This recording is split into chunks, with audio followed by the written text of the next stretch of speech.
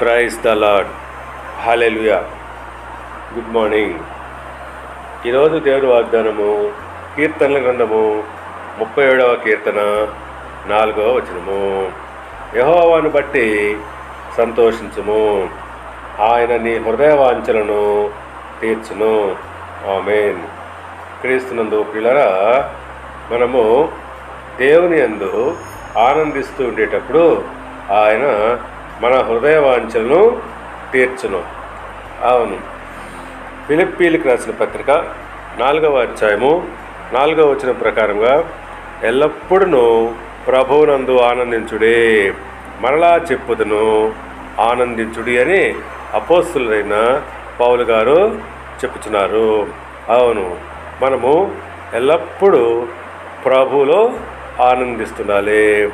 దుఃఖం వచ్చినా, బాధ వచ్చినా, ఏ సమస్య వచ్చినా కూడా మనము దేవునిలో సంతోషిస్తూ ఆనందిస్తుండేటప్పుడు తప్పకుండా ఆయన మన హృదయవాంఛలను తీరుస్తాడు.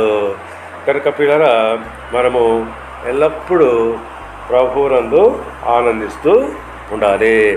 దేవుడు మిమ్మల్ని దీవించి ఆశీర్వదించి వర్ధిల్ల చేయునుగాక. ఆమేన్.